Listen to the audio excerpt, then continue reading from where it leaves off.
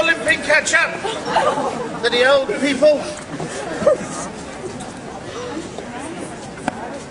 It is an amazing fact that the elderly just don't realise how little time they may have left.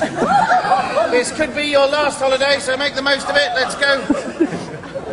Cram it all in before you die. Right, push in, close. I don't want to go through this conversation at every block. You move quick, you get close. Closer. Right. As we came through, someone asked me if I'd shaved this morning. The answer is yes. Although it appears that I haven't, I am between beards. Right? Between beards. I had a beard, I shaved it off, I'm growing another. Surely you should know about these things. And the relevancy. Yeah. No. I've just been accused of being scruffy, and I'm not. That's it. Yeah. So there we are. I also asked if I'm a soldier. No, I'm not. I used to be. In order to be a yeoman warder, you must have a minimum of 22 years military service, and overwhelmingly we are drawn from the army. We do have 4 from the Royal Air Force. No one talks to them. We also have 2 Royal Marines, and these are instantly identifiable because they're usually holding hands. You have to have reached the rank of Sergeant Major. That might make me seem a little scary. Right. If you have all of that, you can apply to join the Yeoman of the Guard, Queen's personal bodyguard for ceremonial and state occasions. And if you've also got the Meritorious Service Medal, you get invited. I was invited. Yeah. Now, on those occasions, we do wear a very different uniform. I know you're disappointed not to see me in it today. That is the Tudor bonnet, white ruff, scarlet and gold tunic with red breeches and tights. We only ever wear that in the presence of Her Majesty because she likes it. 35 yeoman warders are selected from the yeoman body to come and live and work here in the tower. This is our casual day-to-day wear. It is known as blue undress and is modelled on a Tudor tunic. It's made to be worn under a suit of armour. It's not a frock. These things are for the leg plates, all right? You want men in skirts? Scotland. Although, you can get that kind of action in Soho. And I'm sure the Royal Marines will be happy to tell you where. Yeah. Right.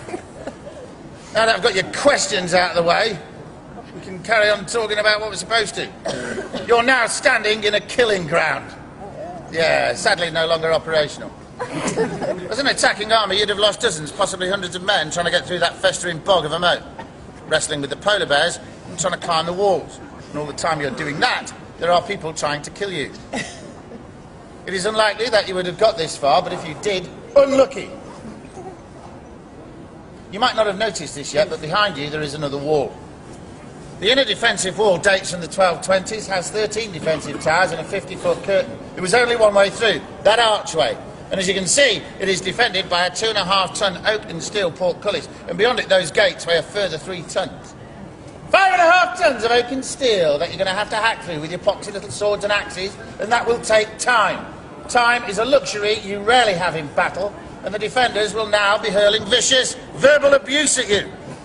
Not to mention stones, arrows, buckets of boiling tar, cows, sheep, salad, unwanted children. Everything would have been thrown at you. It's not a healthy place to stand. In fact, you couldn't stand here. Up until the year 1275, this was the River Thames. You'd be drowning now. The lower left of the archway, you'll see there's a mooring loop for a boat that hasn't been used in 700 years, but bizarrely gets painted every 10. When the outer wall was built, it was a tremendous feat of military engineering. Yay! Military engineering. Yay! The river had to be pushed back. This roadway was raised about 6.5 metres, 20 feet to the height you're on today. This became the river entrance.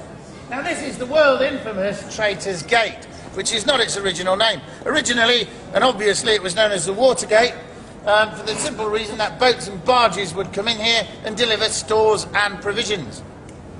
Because of that, it quickly became known as the Trader's Gate, like the tradesman's entrance, yeah? But in the 16th century, there was something of a human traffic, and that was largely one way. A lot of these people were prisoners, many accused of treason, and the watermen slid the name to Traitors' Gate. Now, I will point out that the tower was not built as a prison, it was built as a palace and fortress and designed to keep people out. It was used to keep people in, and we have some famous traitors come through here. You might well have heard of some of them: Queen Anne Boleyn, Henry VIII's second wife, Queen Catherine Howard, Henry VIII's fifth wife, and these are Tudors. Tudors bore me stiff. I don't like talking about them, but I've got to, so I'll talk about those two floozies later when I show you where they were killed and where they lie to this day. Mel Gibson. Mel Gibson should have been brought through these gates and given a really hefty slap. Ever since the colossally inaccurate comedy film Braveheart, not a day goes by without some demented Scot, and I'm not saying you're all demented, it's just the ones I meet, demanding to know, where did you keep William Wallace? He was my father. Check out my blue face. Family resemblance. And that's just the women. The men are much more vocal. It is true that in the winter of 1299, Sir William Wallace did pass through these gates, but you have already spent longer in the tower than Sir William Wallace ever did. Sir William Wallace was knighted by the Scottish court. And something you might not know about the English, but I can tell you with great authority as an Irishman, is that the English are a bunch of snobs. They don't recognise any court but their own. They didn't recognise Sir William Wallace's title. They classed him a commoner. Commoners weren't held here, and nor were they beheaded for treason.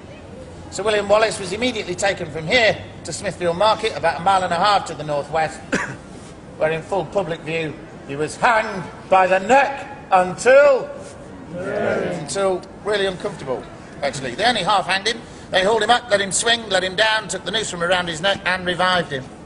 When he came round, he saw a knife, alarmingly, going into his chest. And it was pulled down in a line, nipples to navel, so he was opened up. It wasn't a fatal wound, and it wasn't meant to be. William Wallace was entirely conscious when his executioner's filthy hands plunged inside and disemboweled him. 36 feet of his intestines spilled out onto the pavement with a gush of blood which must have steamed in the cold winter air.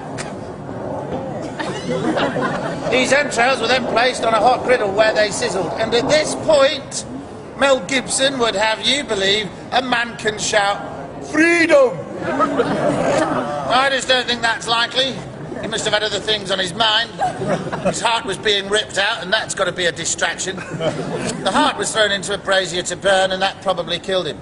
The head was taken off, that was left on London Bridge, the body was hacked into 4 pieces, and those quarters were then sent north to the border towns between England and Scotland, left on their gates to rot as a warning to the barbaric and troublesome Scots not to upset the clearly civilised, peace-loving and harmonious bloody English.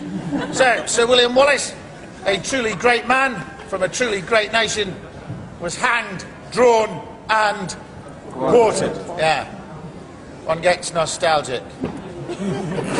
And hungry.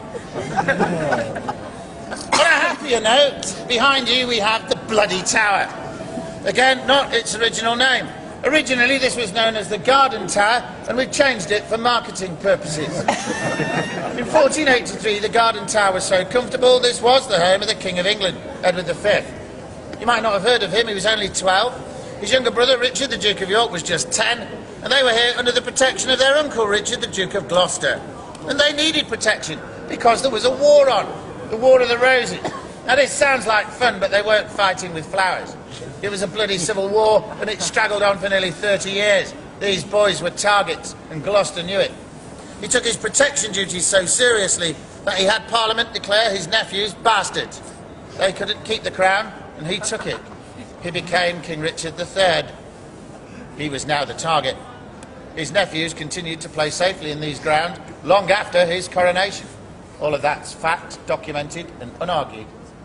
It is also a fact, possibly a sad one, that these lads disappeared.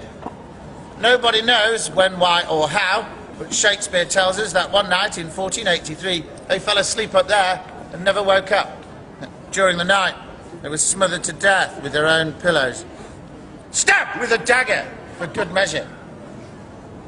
Now I'd like you children, especially you young children, to think about that at bedtime. Your mummies and daddies are going to tell you that that was a long time ago, and that's true. They're going to tell you there are no more bad men. That's a lie. There are bad men. There are very, very bad men. They're not always out there, though. Sometimes they're under your bed. Wardrobe. They wait for you to go to sleep, and that's when they strike. Sweet dreams, kids. I really don't like children. Their disappearance was a mystery for nearly 200 years. In 1674, workmen on the south side of the White Tower removed a stone stairwell. Under that stairwell there was a box, and inside this box were the dusty remains of 2 children. The experts at the time declared them to be the bones of the princes, and Charles II commanded that they should be laid to rest in Westminster Abbey, in Innocents' Corner, which he'd named in their honour. Who killed them? Don't know. Shakespeare would have you believe it was Uncle Richard, but let us not forget that Shakespeare was writing to amuse a redhead, and you never upset a redhead. She was Elizabeth I. Her grandfather was Henry Tudor. He defeated Richard at the Battle of Bosworth in 1485. He had no real claim to the throne, but he took the crown from Richard's dead head and placed it upon his own. He declared himself king. He could not have done that if these lads had been alive. And it's entirely possible that Henry Tudor had those boys murdered. You see, Shakespeare couldn't write that. History is nearly always written by the people who win. This explains all the empty pages in French history books. We do know that what Shakespeare referred to as the Tower of Blood, Elizabeth I chose to name the Bloody Tower. The gateway to the inner ward, and we're about to charge through it. Charge is a military term. It means to move rapidly, to engage in eager combat with an enemy. So let's not have the Italians at the front. Charge! Let's move! Come on, we're charging, we're charging. Can't wait till he gets to the American.